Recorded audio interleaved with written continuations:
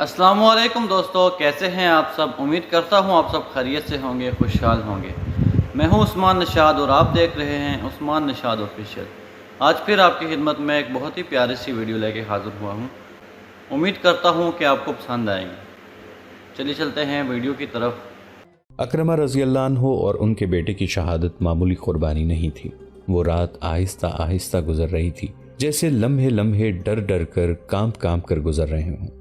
زخمیوں کے کراہنے کی آوازیں سنائی دے رہی تھیں۔ کئی شہیدوں کی بیویاں وہیں تھیں، لیکن کسی عورت کے رونے کی آواز نہیں آتی تھی۔ فضا خون کی بو سے بوجھل تھی۔ دن کو اڑی ہوئی گرد زمین پر واپس آ رہی تھی۔ شہیدوں کا جنازہ پڑھ کر انہیں دفن کیا جا رہا تھا۔ ابو عبیدہ رضی اللہ عنہ نے یہ انتظام کر رکھا تھا کہ رات کو کسی ایک سالار کو مقرر کرتے تھے کہ وہ تمام خیمہ گاہ کے ارد گرد گھوم پھر کر پہرے داروں کو دیکھے، پھر ان مجاہدین کو جا کر دیکھے جنہیں دشمن کی خیمہ گاہ پر نظر رکھنے کے لیے آگے بھیجا جاتا تھا۔ اس رات ابو عبیدہ رضی اللہ عنہ نے اس خیال سے کسی سالار کو اس کام کے لیے نہ رکھا کہ سب دن بھر کے تھکے ہوئے ہیں، وہ خود اس کام کے لیے چل پڑے، لیکن وہ جدھر بھی گئے انہیں کوئی نہ کوئی سالار گشت پر نظر آیا۔ سالار زبیر رضی اللہ عنہ تو اپنی بیوی کو ساتھ لے کر گشت پر نکلے ہوئے تھے۔ دونوں گھوڑوں پر سوار تھے۔ ان کی بیوی بھی دن کو لڑی تھی۔ یہ رات بھی گزر گئی۔ جنگ یرموک کی 5ویں صبح طلوع ہوئی۔ خالد رضی اللہ عنہ نے فجر کی نماز سے فارغ ہوتے ہی سالاروں کو بلا لیا تھا۔ میرے رفیقو، خالد رضی اللہ عنہ نے کہا، آج کا دن کل سے زیادہ خطرناک ہوگا۔ اپنی تعداد دیکھ لو، ہم تھوڑے رہ گئے ہیں اور جو رہ گئے ہیں ان کی حالت بھی تمہارے سامنے ہے۔ آج زخمی بھی لڑیں گے۔ دشمن کا بھی بہت نقصان ہو چکا ہے، لیکن اس کی تعداد اتنی زیادہ ہے کہ وہ اتنے زیادہ نقصان کو برداشت کر سکتا ہے۔ تم نے دشمن کے لڑنے کا انداز دیکھ لیا ہے۔ صرف یہ خیال رکھو کہ مرکزیت قائم رہے۔ اب ہم زندگی اور موت کی جنگ لڑ رہے ہیں۔ خالد رضی اللہ عنہ نے سالاروں کو کچھ ہدایات دیں اور رخصت کر دیا۔ بعد مسلمان دستے اپنے پوزیشنوں پر چلے گئے۔ ان کی کیفیت یہ تھی کہ ہر دستے میں جسمانی لحاظ سے جتنے بالکل ٹھیک افراد تھے اتنے ہی زخمی بھی تھے۔ زخمیوں میں زیادہ تر ایسے تھے جو کسی حد تک لڑنے کے قابل تھے، لیکن ایسے بھی تھے جو لڑنے کے قابل نہیں تھے مگر وہ اپنے ساتھیوں کا ساتھ نہیں چھوڑنا چاہتے تھے۔ عورتیں آج بھی لڑنے کے لیے تیار تھیں۔ مسلمانوں کی یہ دگرگوں کیفیت دشمن سے چھپی ہوئی نہیں تھی۔ اس نے اس سے پورا فائدہ اٹھانا تھا۔ مسلمان سالار رومیوں کے محاذ کی طرف دیکھ رہے تھے۔ انہیں توقع تھی کہ آج رومی زیادہ نفری کے دستوں سے حملہ شروع کر دیں گے۔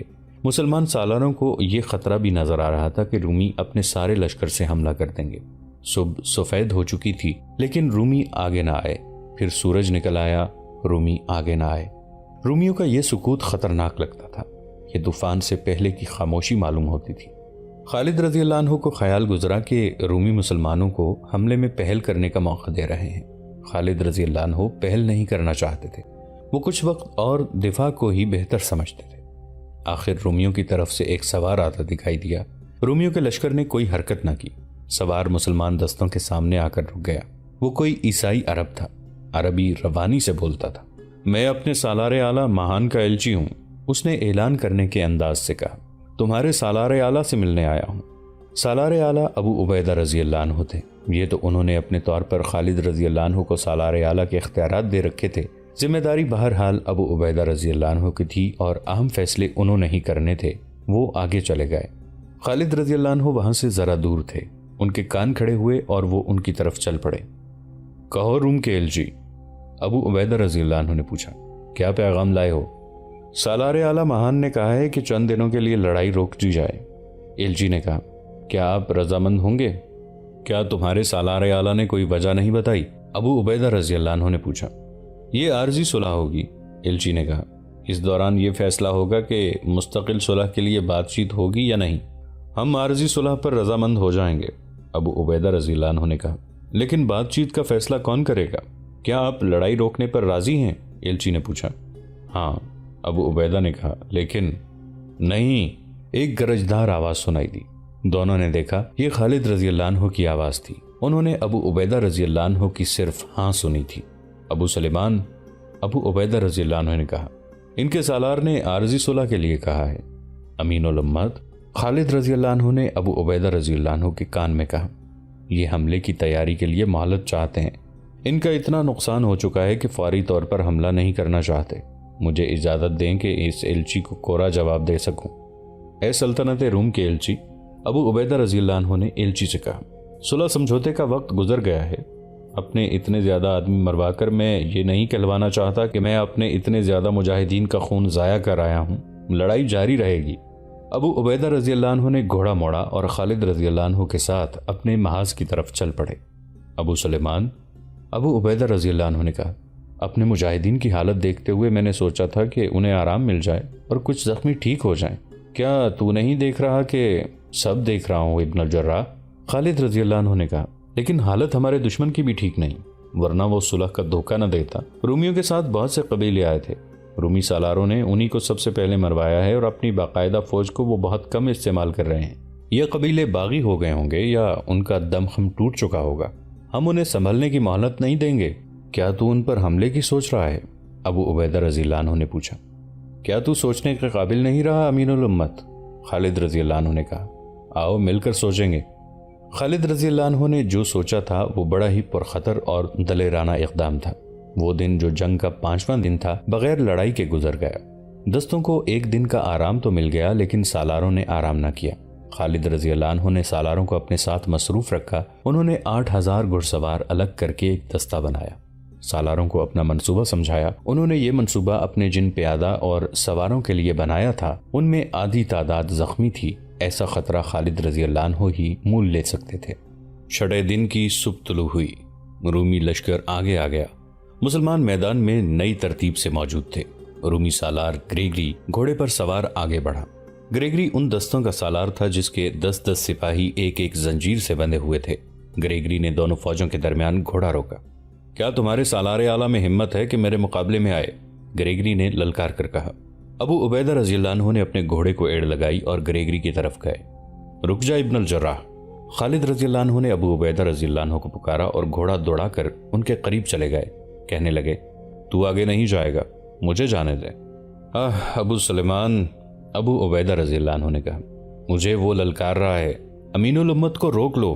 मुतादिद सालारों ने शोर मचाया। इब्नुल वलीद को जाने दो। मौरख लिखते हैं कि ग्रेगरी को मुसलमान सालार माहिर तेगजन समझते थे। तेगजनी में अबू उबैदा रज़ी अल्लाह अन्हु भी कम नहीं थे। फिर भी सब खालिद रज़ी अल्लाह अन्हु को ग्रेगरी की टक्कर का आदमी समझते थे। लेकिन अबू उबैदा रज़ी अल्लाह अन्हु ने किसी की न सुनी और ग्रेगरी के मुकाबले के लिए चले गए। ग्रेगरी ने अबू उबैदा रज़ी अल्लाह अन्हु को अपनी तरफ आते देखा तो उसने घोड़े को एड़ लगाई और इस तरह एक तरफ ले गया जैसे वो पहलू की तरफ से आकर तलवार का वार करना चाहता हो। अबू उबैदा रज़ी अल्लाह अन्हु ने घोड़ा रोक लिया और ग्रेगरी को कनखियों से देखते रहे। ग्रेगरी ने अपने ही अंदाज से घोड़ा घुमाकर और दौड़ाकर अबू उबैदा रज़ी अल्लाह अन्हु पर वार किया। वार ऐसा था जो लगता था रोका नहीं जा सकेगा, लेकिन अबू उबैदा रज़ी अल्लाह अन्हु ने वार रोककर घोड़े को घुमाया और बड़ी तेजी से वार किया। ग्रेगरी ने वार रोक लिया। उसके बाद तलवारें टकराती और घोड़े अपने सवारों के पैंतरों के मुताबिक घूमते, मुड़ते, दौड़ते और रुकते रहे। दोनों सालार शमशीर जनी के उस्ताद मालूम होते थे। दोनों के वार बड़े ही तेज थे और हर वार लगता था कि हरीफ को काट देगा। दोनों फौजें अपने अपने सालार को चिल्ला चिल्ला कर दाद दे रही थीं। कभी दोनों फौजें यूं दम बखुद हो जाती जैसे वहां कोई इंसान मौजूद ही ना हो। ग्रेगरी ने एक वार किया जो अबू उबैदा रज़ी अल्लाह अन्हु ने रोक लिया।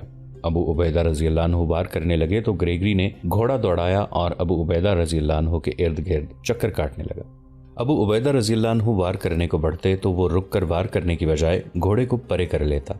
अबू उबैदा रज़ी अल्लाह अन्हु ने उस पर वार करने की बहुत कोशिश की, लेकिन वो वार से भागता रहा।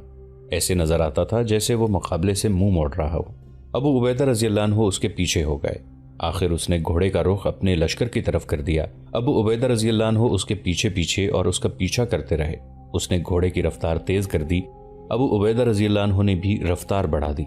रूमी लश्कर पर तो खामोशी तारी हो गई, लेकिन मुसलमानों ने दादो तहसीन का शोर बर्पा कर दिया। रूमी सालार मुकाबले से मुंह मोड़कर भाग गया था। ग्रेगरी ने घोड़े को एक तरफ मोड़ा और रफ्तार और तेज कर दी। अबू उबैदा रज़ी अल्लाह अन्हु ने घोड़े को एड़ लगाई और उसके करीब चले गए। ग्रेगरी ने घोड़ा फौरन घुमाकर अबू उबैदा रज़ी अल्लाह अन्हु के सामने कर दिया। ये उसकी चाल थी। वो भाग निकलने का धोखा दे रहा था। धोखा यह था कि वो अचानक घूमकर अबू उबैदा रज़ी अल्लाह अन्हु पर वार करेगा और उन्हें वार रोकने की मोहलत नहीं मिलेगी। मर्रख, तिबरी और बलाजरी ने लिखा है कि अबू उबैदा रज़ी अल्लाह अन्हु चौकन्ने थे और ग्रेगरी के धोखे को समझ गए थे। ग्रेगरी फौरन पीछे को घोड़ा मोड़कर वार करने लगा तो अबू उबैदा रज़ी अल्लाह अन्हु की तलवार पहले ही हरकत में आ चुकी थी। ग्रेगरी की गर्दन मौजूद जाविये पर थी। ابو عبیدہ رضی اللہ عنہ کا وار سیدھا گردن پر پڑا، جس سے گردن کی ہڈیوں کا ایک جوڑ کٹ گیا اور گردن ایک طرف ڈھلک گئی۔ گریگری گھوڑے سے گر پڑا۔ مسلمانوں نے داد و تحسین کا غلغپاڑا بپا کر دیا۔ دستور کے مطابق ابو عبیدہ رضی اللہ عنہ کو گھوڑے سے اتر کر گریگری کی تلوار خود اور زرہ اتار لینی چاہیے تھی، لیکن وہ گھوڑے سے نہ اترے۔ کچھ دیر گریگری کو تڑپتا دیکھتے رہے۔ جب اس کا جسم بے حس ہو گیا تو ابو عبیدہ رضی اللہ عنہ نے گھوڑے کو ایڑ لگائی اور اپنی صفوں میں آ گئے۔ ابن الولید رضی اللہ عنہ ابو عبیدہ رضی اللہ عنہ کو خراج تحسین پیش کرنے کے لیے نہ رکے۔ وہ گھڑ سوار دستے کے پاس چلے گئے جو انہوں نے اس روز کی جنگ کے لیے تیار کیا تھا۔ 8000 سواروں کے اس دستے کو دائیں پہلو پر عمرو بن العاص رضی اللہ عنہ کے دستوں کے عقب میں ایسی جگہ کھڑا کیا گیا تھا جہاں سے یہ دشمن کو نظر نہیں آ سکتا تھا۔ خالد رضی اللہ عنہ نے اپنی تمام فوج کو سامنے کا حملہ کرنے کا حکم دے دیا۔ رومی سالار حیران ہوئے ہوں گے کہ مسلمان سالاروں کا دماغ جواب دے گیا ہے کہ انہوں نے ایک ہی بار ساری فوج حملے میں جھونک دی ہے۔ رومیوں نے یہ بھی نہ دیکھا کہ مسلمانوں کے گھڑ سوار دستے حملے میں شریک نہیں۔ رومیوں کو یہ سب کچھ دیکھنے کی فرصت ہی نہیں ملی تھی، کیونکہ خالد رضی اللہ عنہ کے حکم کے مطابق بہت تیز حملہ کیا جا رہا تھا۔ رومیوں کی بہت سی نفری ہلاک اور شدید زخمی ہو چکی تھی، پھر بھی ان کی نفری مسلمانوں کی نسبت 3 گنا تھی۔ مسلمانوں کا جانی نقصان بھی بہت ہوا۔ اتنی کم نفری کا اتنی بڑی تعداد پر حملہ خودکشی کے برابر تھا۔ انہیں آنے دو، رومی سالار مہان چلا رہا تھا، اور آگے آنے دو، یہ ہمارے ہاتھوں مرنے کے لیے آ رہے ہیں۔ خالد رضی اللہ عنہ 8000 سواروں کو پیچھے لے جا کر رومیوں کے بائیں پہلو سے پرے لے گئے۔ انہوں نے سالار عمرو رضی اللہ عنہ بن العاص سے کہا تھا کہ رومیوں کے اس پہلو پر تیز اور زوردار حملہ کریں۔ عمرو رضی اللہ عنہ بن العاص نے حکم کی تعمیل کی اور جانیں لڑا دی۔ خالد رضی اللہ عنہ چاہتے تھے کہ دشمن کے پہلو کے دستوں کو سامنے سے الجھا لیا جائے۔ عمرو رضی اللہ عنہ بن العاص نے خالد رضی اللہ عنہ کا یہ مقصد پورا کر دیا۔ خالد رضی اللہ عنہ نے 8000 سواروں میں سے 2000 سواروں کا ایک دستہ الگ کر دیا تھا۔ انہوں نے جب دیکھا کہ دشمن کے پہلو کے دستے عمرو رضی اللہ عنہ بن العاص کے دستوں سے الجھ گئے ہیں تو 6000 سواروں کے ساتھ رومیوں کے پہلو والے دستوں کے خالی پہلو کی طرف سے حملہ کر دیا۔ رومیوں کے لیے یہ حملہ غیر متوقع تھا۔ ان کے پاؤں اکھڑ گئے۔ عمرو رضی اللہ عنہ بن العاص نے اپنے حملوں میں شدت پیدا کر دی۔ دشمن کے انہی دستوں پر سامنے سے شرجیل رضی اللہ عنہ بن حسنہ نے بھی حملہ کیا تھا۔ خالد رضی اللہ عنہ نے جن 2000 سواروں کو الگ کیا تھا انہیں حکم دیا کہ وہ دشمن کے اس سوار دستے پر حملہ کریں جو اپنے پہلو کے دستوں کی مدد کے لیے تیار تھا۔ ان 2000 سواروں کے لیے حکم یہ تھا کہ وہ دشمن کے سوار دستے کو روکے رکھیں، یعنی حملہ شدید نہ کریں بلکہ دشمن کو دھوکے میں رکھیں۔ بعد میں پتہ چلا کہ رومیوں کا یہ سوار دستہ خاص طور پر تیار کیا گیا تھا۔ اسے ہر اس جگہ مدد کے لیے پہنچنا تھا جہاں مدد کی ضرورت تھی۔ مسلمان سواروں نے اس سوار دستے کو اس طرح الجھایا کہ حملہ کرتے اور پیچھے یا دائیں بائیں نکل جاتے، پینترا بدل کر یا پھر آگے بڑھتے اور ہلکی سی جھڑپ لے کر ادھر ادھر ہو جاتے۔ خالد رضی اللہ عنہ کی یہ چال کارگر ثابت ہوئی۔ انہوں نے دشمن کے مقابلے میں اتنی کم تعداد کو ایسی عقل مندی سے استعمال کیا تھا کہ دشمن کے پہلو کے دستوں کے پاؤں اکھڑ گئے۔ ان دستوں کی توقع تھی کہ مشکل کے وقت سوار دستے مدد کو آ جائیں گے، لیکن مدد کو آنے والے سواروں کو خالد رضی اللہ عنہ کے 2000 سواروں نے آنکھ مچولی جیسی جھڑپوں میں الجھا رکھا تھا۔ دشمن کے پہلو کے دستے ایک بار پھر پیچھے ہٹے تو خالد رضی اللہ عنہ نے 6000 سواروں سے حملے میں شدت پیدا کر دی۔ مہان نے خود آ کر اپنے دستوں کو جم کر لڑانے کی کوشش کی، لیکن اس کا سوار دستہ بری طرح بکھرنے اور پیچھے ہٹنے لگا۔ پیادہ دستے سوار دستوں کی مدد کے بغیر نہیں لڑ سکتے تھے۔ وہ بے طرح بکھر گئے اور بھاگنے لگے۔ بھاگنے والے پیادہ دستے آرمینی تھے۔ مورخ لکھتے ہیں کہ ان کے بھاگنے کی ایک وجہ تو مسلمانوں کے سوار دستے کا حملہ تھا اور ان پر سامنے سے بھی بہت زیادہ دباؤ پڑ رہا تھا، اور دوسری وجہ یہ تھی کہ آرمینی سالاروں نے محسوس کیا کہ انہیں دانستہ سواروں کی مدد سے محروم رکھا جا رہا ہے۔ ان کے پیچھے عیسائی عرب تھے جن کا سالار جبلہ بن الاحم تھا۔ انہوں نے بھی رسالے کی مدد نہ آنے کو غلط سمجھا اور لڑنے سے منہ موڑ گئے۔ مورخ لکھتے ہیں کہ آرمینیوں اور عیسائیوں کی پسپائی بھگدڑ کی مانند تھی۔ 2 مورخوں نے اسے سیلاب بھی کہا ہے، جس کے آگے جو کچھ بھی آتا ہے سیلاب اسے اپنے ساتھ بہا لے جاتا ہے۔ رومیوں کے بائیں پہلو سے بھاگنے والے دستوں کی تعداد 40000 بتائی گئی ہے۔ 40000 انسانوں کی بھگدڑ ایسا بے قابو سیلاب تھا جو اپنے سالاروں کو بھی اپنے ساتھ بہا لے گیا۔ یہاں تک کہ سالار اعلیٰ مہان، جو ابھی میدان جنگ نہیں چھوڑنا چاہتا تھا، اپنے محافظوں سمیت اس سیلاب کی لپیٹ میں آ گیا اور بہتا چلا گیا۔ یہ کامیابی خالد رضی اللہ عنہ کی عسکری دانش کا حاصل تھی۔ انہوں نے دشمن کے پیادوں کو سواروں کی مدد سے محروم کر دیا تھا اور سواروں سے پیادوں پر حلہ بول دیا تھا۔ خالد رضی اللہ عنہ کے آگے بڑھنے کا رخ ماہان اور اس کے 2000 سوار محافظوں کی طرف تھا۔ ادھر ابو عبیدہ رضی اللہ عنہ اور یزید رضی اللہ عنہ بن ابو سفیان اپنے سامنے کے دستوں پر اس انداز سے حملہ کر رہے تھے کہ بھرپور لڑائی بھی نہیں لڑتے تھے اور پیچھے بھی نہیں ہٹتے تھے۔ ابو عبیدہ رضی اللہ عنہ نے دشمن کے ان دستوں کو روکا ہوا تھا جو زنجیروں میں بندھے ہوئے تھے۔ یہ دستے تیزی سے آگے پیچھے نہیں ہو سکتے تھے۔ خالد رضی اللہ عنہ دشمن کے اس رسالے کو جس نے سارے محاذ کو مدد دینی تھی بکھیر کر بھگا چکے تھے۔ اس رسالے کو کھل کر لڑنے کا موقع ہی نہیں دیا گیا تھا۔ خالد رضی اللہ عنہ اب اپنے رسالے یعنی سوار دستے کے ساتھ رومیوں کے عقب میں چلے گئے تھے۔ انہوں نے عقب سے حملہ کر دیا۔ یہ رومی فوج کا دوسرا حصہ تھا۔ اس پر اپنے بائیں کے دستوں اور سوار دستوں کے بھاگنے کا بہت برا اثر پڑ چکا تھا۔ ماہان کے غائب ہو جانے کی وجہ سے مرکزیت بھی ختم ہو گئی تھی۔ اب سالار اپنی اپنی لڑائی لڑ رہے تھے۔ وہ اب صرف دفاع میں لڑ سکتے تھے۔ کسی بھی فوج کا بڑا حصہ بھاگ نکلے اور کمک کی امید نہ رہے تو اس صورت میں یہی ہو سکتا ہے کہ انہیں اپنی جانیں بچانے کے لیے لڑایا جاتا ہے اور موقع ملتے ہی پسپائی اختیار کی جاتی ہے۔ رومی لشکر کے لیے یہ صورتحال پیدا ہو چکی تھی۔ خالد رضی اللہ عنہ نے دشمن کے بھاگنے کے راستے روک لیے تھے سوائے ایک کے۔ خالد رضی اللہ عنہ کی کوشش بھی یہی تھی کہ رومی اسی راستے سے بھاگیں، چنانچہ دشمن کے بھاگنے والے دستے اسی راستے پر جا رہے تھے۔ رومی فوج بھی پسپا ہو رہی تھی لیکن منظم طریقے سے۔ اس کا کچھ حصہ بھگدڑ میں بہہ گیا تھا، زیادہ تعداد منظم انداز سے پسپا ہوئی۔ خالد رضی اللہ عنہ نے اس تمام علاقے کی زمین کو دور دور تک دیکھ لیا تھا اور انہوں نے اس زمین سے فائدہ اٹھانے کے لیے اور جو کچھ سوچ لیا تھا وہ کسی عام دماغ میں نہیں آ سکتا۔ رومی لشکر جب بھاگ رہا تھا تو خالد رضی اللہ عنہ کے حکم سے ان کے دستے بھاگنے والوں کا تعاقب کر کے ایک خاص طرف لے جانے پر مجبور کر رہے تھے۔ اس طرف وادی زقات تھی جس میں ایک ندی بہتی تھی اور اس وادی کے خد و خال کچھ اس طرح تھے۔ وادی ارد گرد کی زمین سے گہرائی میں چلی جاتی تھی۔ اس کی ایک طرف کی ڈھلان تو ٹھیک تھی لیکن اس کے بالمقابل کی ڈھلان زیادہ تر سیدھی تھی۔ وہاں سے اوپر چڑھا تو جا سکتا تھا لیکن بہت مشکل۔ رومی فوج کے باقاعدہ دستے اس طرف چلے گئے۔ ان کے سامنے یہی راستہ تھا۔ وہ آسان ڈھلان اتر گئے اور انہوں نے ندی بھی پار کر لی۔ جب وہ دوسری ڈھلان چڑھنے لگے تو مشکل پیش آئی۔ آہستہ آہستہ اوپر چلے گئے۔ اچانک اوپر سے نعرے بلند ہوئے اور للکار سنائی دی۔ نعرے لگانے والے مسلمان سوار تھے اور ان کے سالار زرار رضی اللہ عنہ بن الازور تھے۔ ان کا جسم ناف سے اوپر ننگا تھا۔ خالد رضی اللہ عنہ نے رات کو جو منصوبہ بنایا تھا اس کے مطابق انہوں نے اسی وقت زرار رضی اللہ عنہ کو 500 سوار دے کر وادی الرقاد کے دوسرے کنارے پر بھیج دیا اور اچھی طرح سمجھا دیا تھا کہ انہیں کیا کرنا ہے۔ خالد رضی اللہ عنہ نے جیسا سوچا تھا ویسے ہی ہوا۔ رومی فوج کی دراصل کوشش یہ تھی کہ اس کے تعاقب میں جو مسلمان آ رہے ہیں ان سے بہت فاصلہ رکھا جائے، اس لیے وہ بہت جلدی میں جا رہے تھے۔ خالد رضی اللہ عنہ نے تعاقب اسی مقصد کے لیے جاری رکھا تھا کہ رومی فوج جلدی میں رہے۔ اس مقصد میں کامیابی یوں ہوئی کہ رومی اوپر کو گئے تو اوپر زرار رضی اللہ عنہ کے 500 سوار برچیاں تانے کھڑے تھے۔ رومی جو اوپر چلے گئے وہ مسلمانوں کے ہاتھوں مارے گئے اور جو ابھی اوپر جا رہے تھے وہ پیچھے مڑے، لیکن عمودی کنارے سے وہ تیزی سے پیچھے نہیں آ سکتے تھے۔ مسلمانوں نے ان پر تیر برسانے شروع کر دیے جو انہوں نے اسی مقصد کے لیے اکٹھے کر رکھے تھے۔ اوپر والے گرتے اور لڑکتے ہوئے نیچے جاتے تھے۔ اوپر سے ان پر وزنی پتھر گرتے تھے۔ ان میں گھڑ سوار بھی تھے، گھوڑے بھی گرے اور پیادے ان کے نیچے آ کر مرنے لگے۔ رومی کچھ کم تو نہ تھے، ابھی ایک بڑی تعداد ندی تک نہیں پہنچی تھی۔ رومی سالاروں نے اپنے آگے جانے والوں کی تباہی دیکھی تو اپنے دستوں کو آگے جانے سے روک دیا اور وادی میں اترنے کی بجائے انہیں اوپر صف آرا کر لیا۔ وہ لڑ کر مرنا چاہتے تھے۔ آرمینیوں اور عیسائی عربوں کی بھی کچھ نفری ان سے آ ملی تھی۔ یہ نفری بھاگ رہی تھی اور مسلمان انہیں وادی کی طرف لے آئے تھے۔ خالد رضی اللہ عنہ اپنی فوج کے ساتھ تھے۔